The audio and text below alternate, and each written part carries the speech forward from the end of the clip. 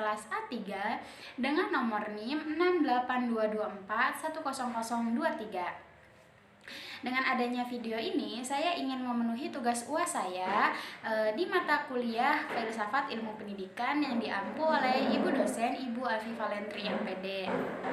Dalam kesempatan kali ini, saya ingin menjelaskan atau menerangkan salah satu tema yang biasanya kami pelajari di mata kuliah Filsafat Ilmu Pendidikan, yaitu ilmu dan bahasa. Baiklah, sebelumnya saya ingin menyampaikan permintaan maaf saya terlebih dahulu apabila nanti di pertengahan jalan saat saya menjelaskan terdapat kesalahpahaman atau kesalahkataan di video saya kali ini. Karena saya sebagaimana mahasiswa pada umumnya yang masih dalam tahap belajar. Baiklah, sebelum kita masuk ke materi yang akan kita bahas hari ini, izinkan saya untuk membacakan pendahuluan atau penjelasan secara umum materi yang akan saya jelaskan pada hari ini, yaitu tentang ilmu pengetahuan dan bahasa. Ilmu pengetahuan dan bahasa merupakan dua elemen yang saling berkaitan erat dalam kehidupan manusia. Ilmu pengetahuan berkembang melalui penelitian, penemuan, dan inovasi yang kemudian disebarkan kepada masyarakat melalui bahasa-bahasa. Iya ya teman-teman, karena kalau misalkan bisa kita bayangkan sendiri, kalau misalkan kita ada ilmu pengetahuan, tetapi kita tidak ada bahasa atau tidak ada sarana untuk menyebarkannya, pasti ilmu pengetahuan tersebut akan sia-sia dan percuma, dan hanya mungkin akan dimiliki kita keseorangan saja gitu, tidak bisa disebarkan. Lanjut, di sini bahasa sebagai alat komunikasi utama menjadi medium penting dalam menyampaikan gagasan, teori, dan hasil riset ilmiah. Tentang konsep ilmiah akan sulit dicapai karena itu bahasa memiliki peran sentral dalam menyebarluaskan dan mengembangkan ilmu pengetahuan di berbagai bidang, mulai dari sains, teknologi, hingga sosial dan humaniora. Ya teman-teman, seperti yang tadi sudah saya jelaskan, kalau misalkan ilmu pengetahuan itu akan sia-sia apabila tidak ada bahasa, karena tidak ada sarana untuk menyebarkannya itu bagaimana gitu. Mungkin kita bisa tahu saja, tapi tidak untuk orang lain gitu. Baiklah, lanjut ke peran bahasa dalam menyampaikan dan menyebarkan ilmu pengetahuan kepada masyarakat luas. Nah, kita di sini pertama-tama akan membahas peran bahasa. Apa sih peran bahasa itu untuk menyampaikan dan menyebarkan ilmu pengetahuan gitu.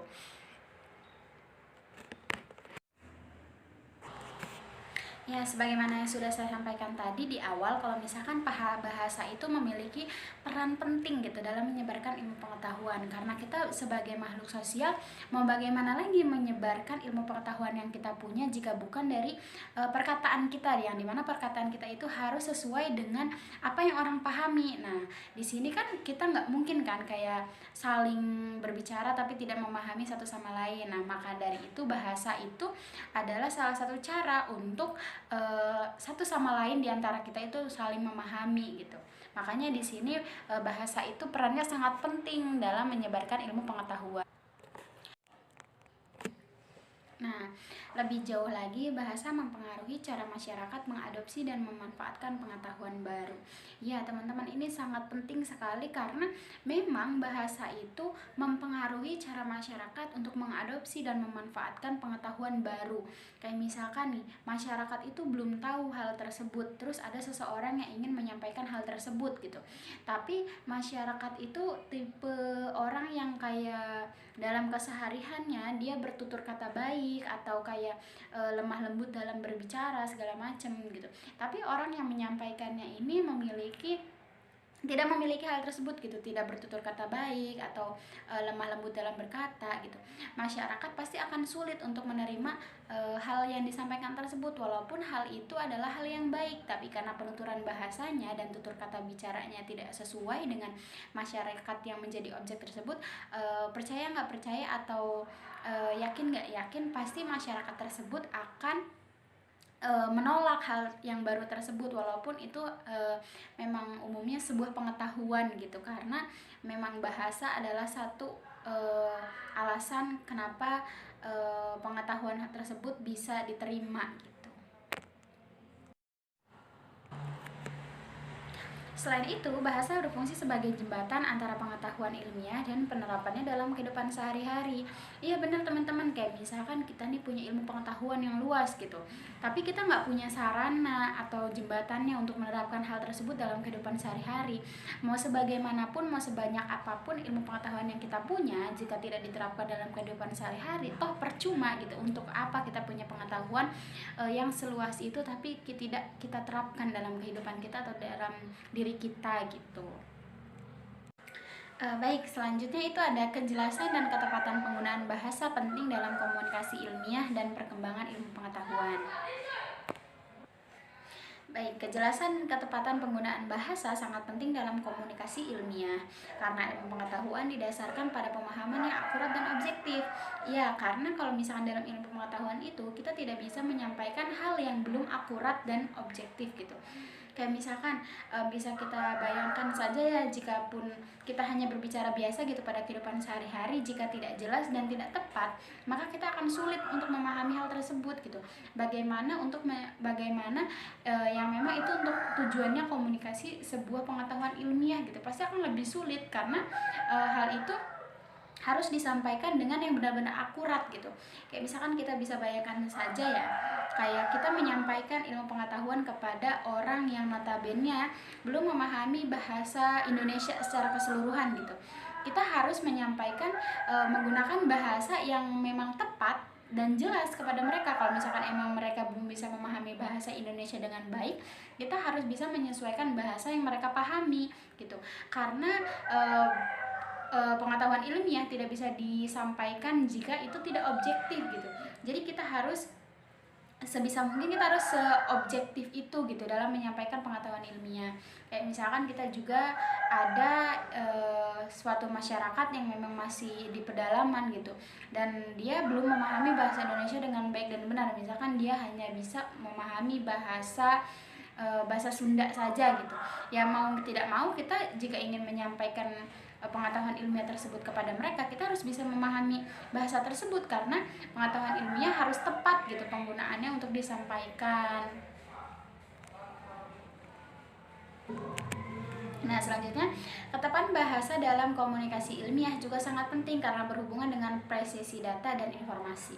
Ya, kayak misalkan kayak tadi yang sudah saya sampaikan, kalau misalkan dalam penyebaran ilmu ilmiah itu harus benar-benar tepat dan akurat dan objektif gitu. Karena kalau misalkan tidak kita sampaikan dengan akurat dan objektif, tidak menutup kemungkinan akan ada kesalahan dalam presisi data dan informasi. Kayak misalkan hal tersebut mereka pahami setengah-setengah karena penyampaian kita yang kurang akurat gitu. Pasti materi yang atau pengetahuan yang mereka sampaikan itu juga akan akan tidak sesuai gitu dengan pengetahuan yang sebenarnya kita sampaikan. Baik, selanjutnya itu adalah hubungan timbal balik antara perkembangan ilmu pengetahuan dan evolusi bahasa dalam masyarakat modern. Hubungan timbal balik antara perkembangan ilmu pengetahuan dan evolusi bahasa dalam masyarakat modern sangat erat dan saling mempengaruhi. Nah, maksud sangat erat dan saling mempengaruhi di sini adalah hal-hal yang sudah kita lakukan di masa lalu itu tidak menutup kemungkinan tidak sesuai dengan apa yang ada di zaman sekarang. Makanya kayak hubungan timbal balik antara perkembangan ilmu dan masyarakat modern itu sangat berkaitan erat gitu. Karena tidak mungkin kita menyampaikan pengetahuan itu dengan cara menyampaikan pengetahuan tersebut pada zaman dahulu gitu. Karena mungkin masyarakat modern yang ada pada saat ini tidak akan cepat atau tidak mungkin memahami hal yang disampaikan tersebut. Kayak misalkan dari cara penyampaiannya atau segala macam itu kan pasti seiring dengan perkembangan zaman atau seiring dengan berlanjutnya perkembangan zaman gitu. Itu pasti kan akan berubah dan akan berbeda, dan hal tersebut juga akan mengubah cara pandang masyarakat terhadap apa-apa hal baru yang disampaikan gitu. Begitu pula dengan hal ini gitu dalam penyebaran ilmu pengetahuan tersebut gitu. Pasti akan lebih harus menyeimbangi atau mengikuti alur dan pelaju masyarakat pada saat hari ini gitu. Evolusi bahasa juga mempengaruhi cara ilmu pengetahuan disebarkan dan dipahami oleh masyarakat gitu. Dari cara bahasa atau tata bicara segala macam itu kan seiring dengan perkembangan zamannya pasti berubah gitu. Tata bahasa yang disampaikan pun mungkin tidak akan sama dengan zaman-zaman sebelumnya gitu, sebelum pada masa hari ini gitu. Jadi kita sebagai orang yang menyebarkan ilmu pengetahuan, kita harus bisa menyesuaikan hal tersebut gitu. Jangan sampai bahasa yang kita sampaikan pada zaman-zaman yang sebelumnya gitu, kita sampaikan pula cara tersebut kepada masa yang sekarang gitu, karena itu akan mengubah persepsi yang mereka pahami gitu. Mungkin dulu lebih masuk ilmu pengetahuan itu disebarkan dengan cara yang formal atau bahasa yang benar-benar formal gitu. Tapi sekarang bisa kita lihat sendiri cara penyebaran ilmu pengetahuan itu lebih efektif dengan cara hal-hal yang sekarang memang sudah ada gitu, dengan cara disampaikan dengan cara santai atau mungkin tidak secara langsung, bisa lewat dunia maya atau video-video dan foto-foto gitu. Itu kan lebih masuk untuk era sekarang gitu. Jadi maksud di sini kenapa saling berkaitan erat dengan era modern dalam penyampaian ilmu pengetahuan itu sangat bisa kita lihat sendiri perubahannya pada lingkungan di sekitar kita.